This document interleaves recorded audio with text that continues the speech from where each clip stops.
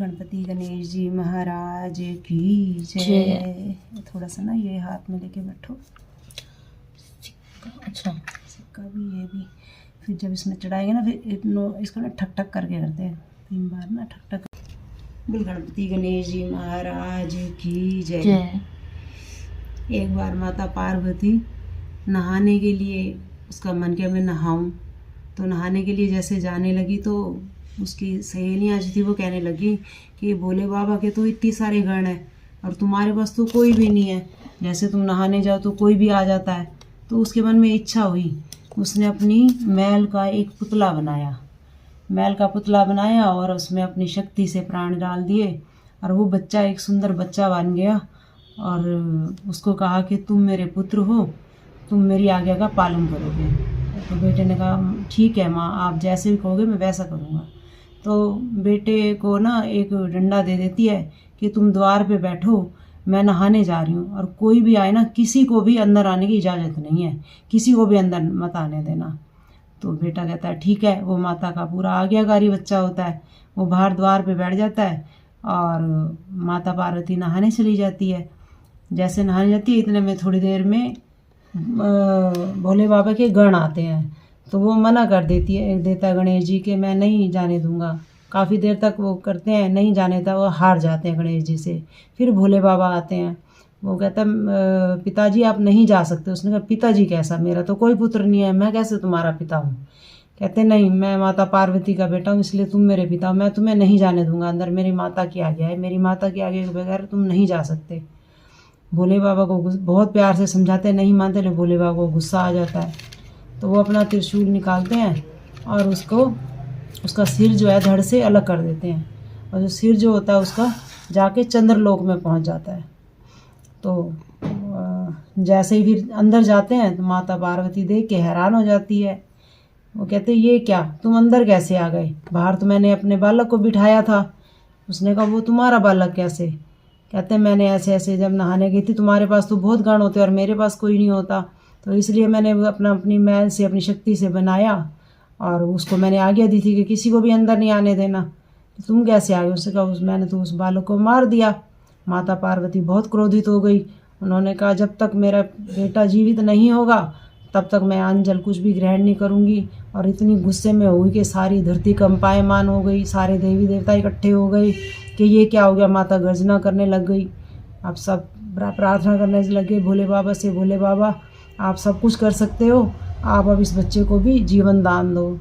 तो भोले बाबा ने कहा ठीक है, तुम एक दिशा बताते हैं कि उत्तर दिशा की तरफ जाओ, वहाँ पर जो भी जीव जिसने भी अभी बच्चे को जन्म दिया हो अपने बच्चे की तरफ अगर पीठ करके सोया हुआ हो ना तो उसके गर्दन काट के ले आओ। तो सारे देवी देवता सब जाते हैं। रास्ते में एक जगह पे हथनी जो होती है वो अपने बच्चे को जन्म दिया हुआ होता है, लेकिन वो अपने बच्चे की तरफ पीठ करके सो रही होती है। तो वो उसको गर्दन को काट के ले आते हैं, भोले बाबा को देते हैं। भोले बाबा उसको गणेश जी के सर से मिला देते हैं। बच्चा जीवित हो जाता है, खड़ा हो जाता है।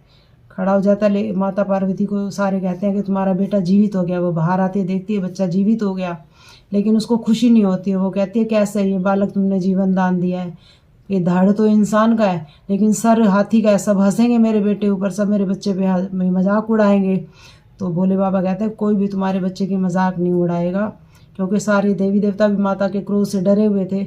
उन सारे देवी देवताओं ने उस गणेश जी को अपनी शक्ति दी, सारी शक्तियों से संपन्न कराया। और भोले बाबा ने कहा मैं वरदान देता हूँ कि ये रिद्धि सिद्धि का दाता होगा और बुद्धि भी इसमें काफ़ी होगी।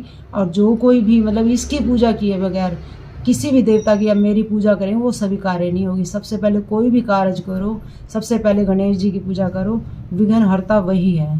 और जो कोई भी गणेश जी की पूजा किए बगैर कोई भी अपने कर्म करेगा तो उसके कार्य में विघ्न पड़ेंगे।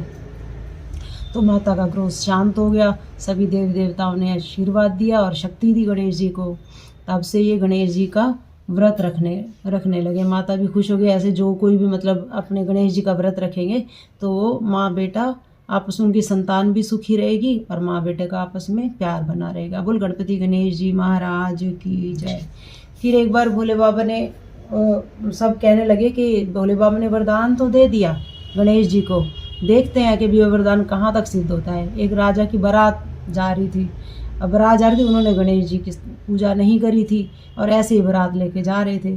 गणेश जी का वाहन चूहा होता है। गणेश जी ने आज्ञा दी चूहों को कि तुम एक बिल सुरंग का निर्माण करो। चूहे खोदने में ज़्यादा माहिर होते हैं, तो उन्होंने एक सुरंग बना दी जिससे बारात जा रही थी वो अंदर ही अंदर जाती गई, अंदर अंदर जाती जाए। सारे हैरान हो गए, ये क्या हो गया। फिर किसी गुरु को बुलाते हैं, पूछते हैं, कहते तुमने, भगवान ने वरदान दिया गणेश जी को, तुमने शादी करने से पहले गणेश जी का आवाहन नहीं किया, उसकी स्थापना नहीं करी, इसलिए तुम्हारे कार्य में विघ्न पड़ रहे हैं। तुम गणेश जी की स्थापना करो। तो तभी उन्होंने गणेश जी की स्थापना करी, पूजा करी, क्षमा प्रार्थना करी, गणेश जी को लड्डुओं का भोग लगाया, मीठे चावलों का भोग लगाया। तब गणेश जी ने आशीर्वाद दिया कि जाओ तुम्हारे कार्य सिद्ध होंगे। तभी से हर विवाह में, हर खुशी के काम में सबसे पहले गणेश जी के पूजा होती है। गणेश जी की पूजा के बगैर पूजा सफल नहीं होती। बोल गणपति गणेश जी महाराज की जय।